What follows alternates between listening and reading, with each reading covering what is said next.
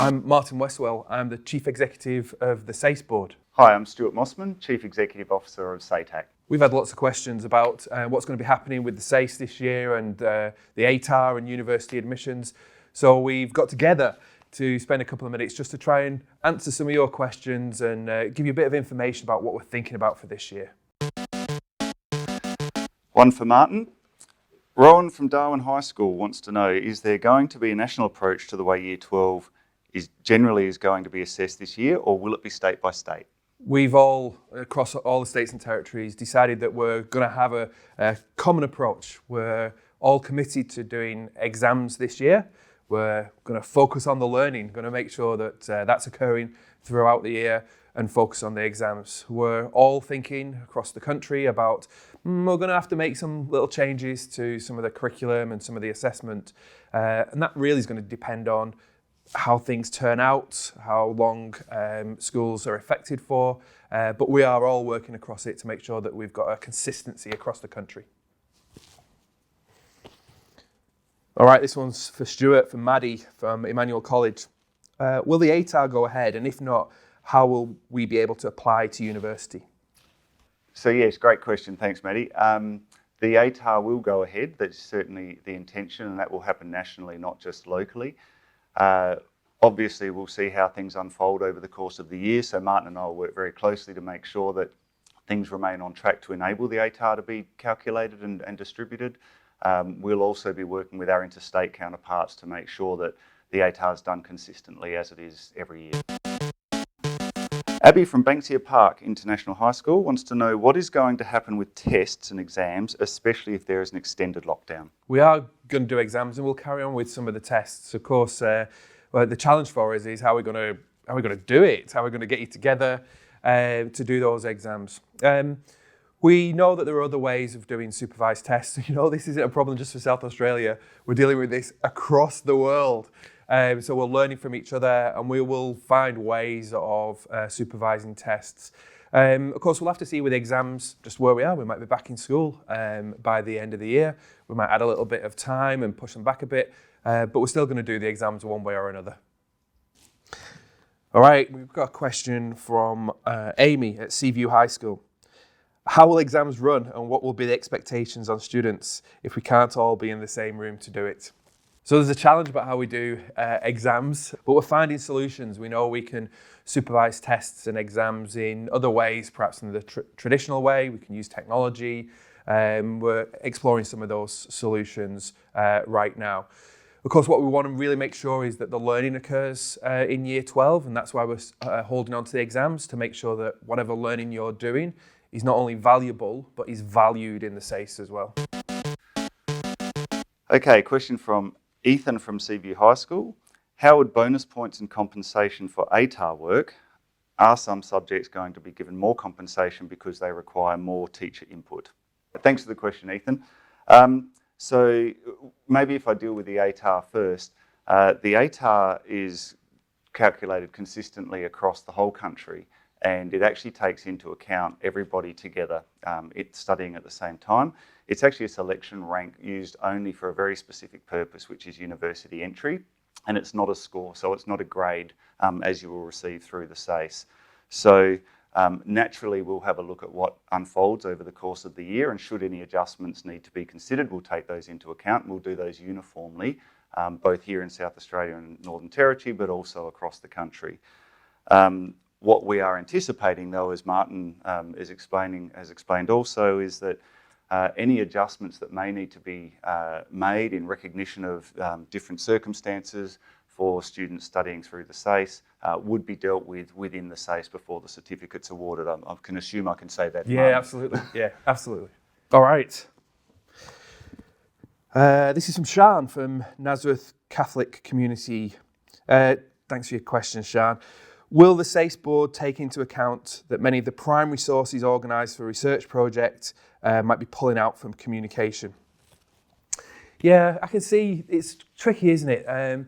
If we've made some contacts and then they're busy and they're doing other things, then that might be more difficult now. But of course, we've got a whole range of primary sources.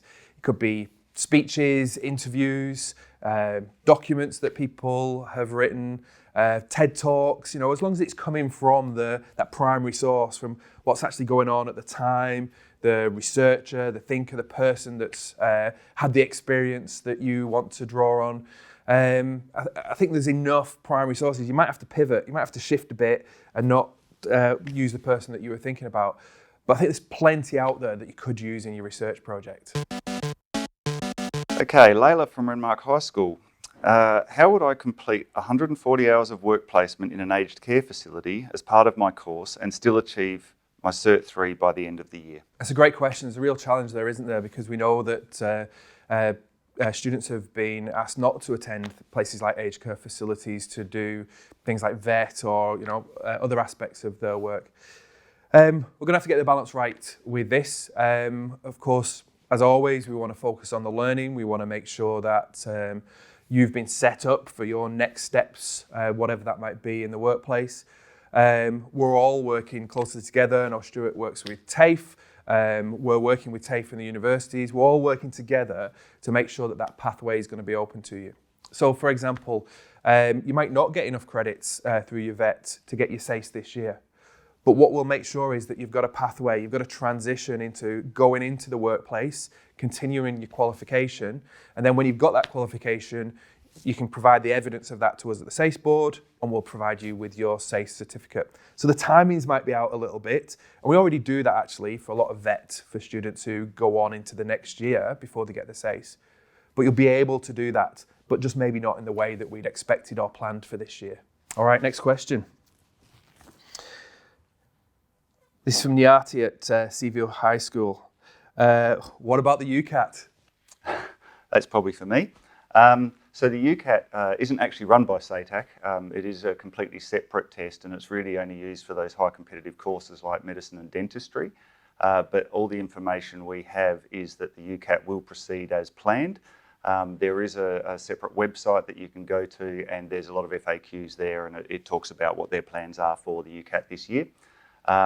We will, however, still marry up any information that comes from the UCAT, the results that come from there, together with our ATAR and the interview process, which is also used for entry to medicine and dentistry. Okay, question from Ricardo from Darwin High School. If there are blanket special provisions applied for COVID-19, how does that affect some of us who already have special provisions for other reasons, such as mental health or family situations? So Martin, maybe you can respond to that first, and then I might add a couple of comments afterwards. Yeah, great, okay? Great. Look, there's lots going on at the moment, and there has been some disruption to learning, and we recognise that students are probably feeling a bit unsure and maybe even a little bit anxious as well about how the year is going to unfold. That's natural because of the uncertainty that we're feeling. What we don't want to do is to do special provisions school by school for different schools to be making different changes. So what we're going to do is essentially the changes that we make to the curriculum or the assessment are kind of like a special provision over the whole system across South Australia and the Northern Territory.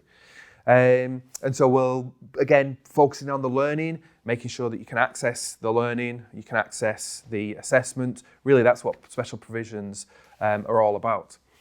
So we'll put that in place across the system.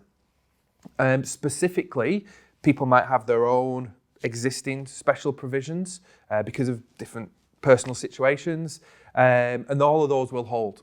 So, they're not there to level the playing field in some way. They're there to make sure you've got access to the learning and the assessment. And so that's what we really want to focus on. But if you've got your own special provisions, they'll still hold. And of course, it's not just about the SACE. We also will think about that in university admissions as well. Absolutely. So we have existing provisions when you apply to go to university. If there are special circumstances, considerations that need to be taken into account as part of the application process, we have that already, and that will continue on. To the point about having a system-wide provision, to the extent that if events unfold in a way that none of us can probably predict right now, if there needs to be something taken into account on a system-wide basis for admissions processes as well, we'll do that. So we'll work closely with the SACE board.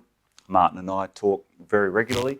We'll work with the universities. We'll actually put something in place to make sure that nobody's not so much disadvantaged, but everyone's treated equally and fairly.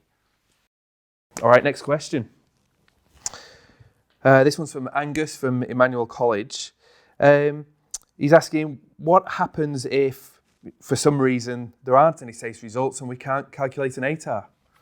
Certainly we're working very hard together to make sure that the SACE can be completed, and Martin and the team are doing a great job there. So the intent will be, of course, that the SACE is completed and an ATAR and university entry is not challenged.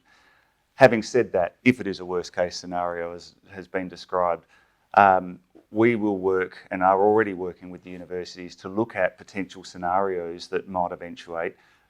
That might mean that we change the date of applications. It might mean that we need to come together and do some shared learning, bridging learning in between completing the year and commencing university studies.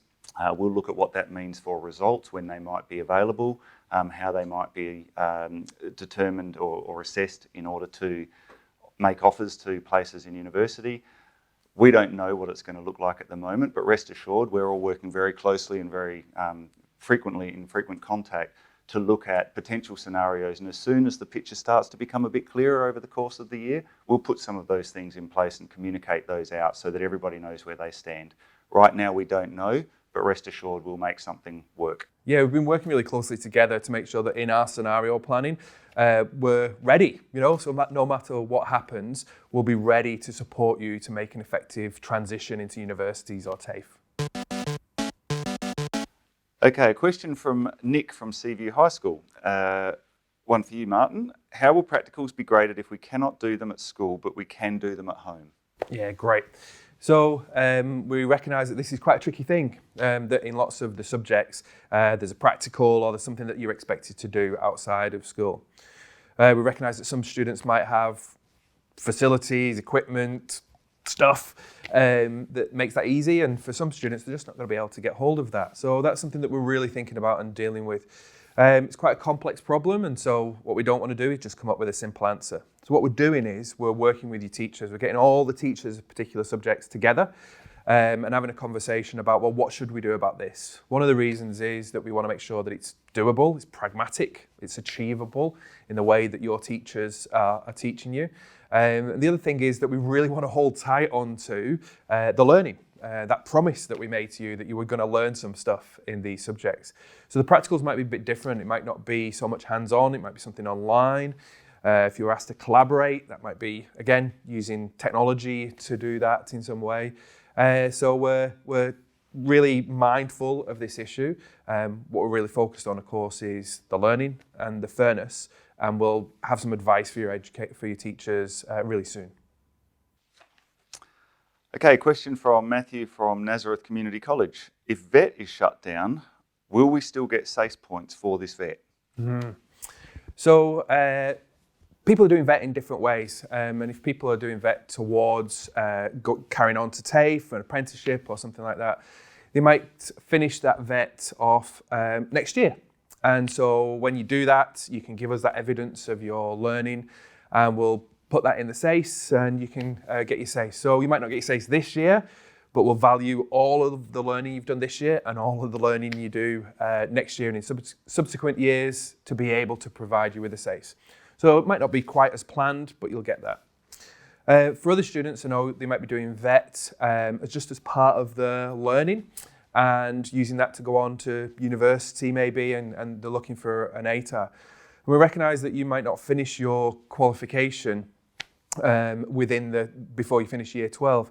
And so what we're trying to do, what we're looking at is how we can recognise some of the units that you might have completed, even though you might not finish the whole qualification.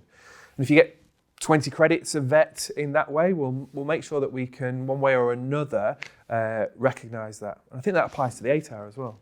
Yeah, absolutely. So again, exceptional circumstances that we're in, but I think if that scenario you've just described, Martin, were to unfold, then clearly we'd be comfortable looking at that and saying, well, how can we still provide students with an ATAR so that they can apply for courses and obviously go on for further study. So we don't know what it looks like yet, as we keep on saying, nobody does, but I think we've got to be fairly pragmatic, and it's in everybody's best interest to enable that learning journey to continue as seamlessly as possible. Yeah, so I think the important thing is that we're working together, getting the maximum flexibility to make sure that the learning that you've already done is valued in the SACE and valued in the ATAR for your university admissions as well.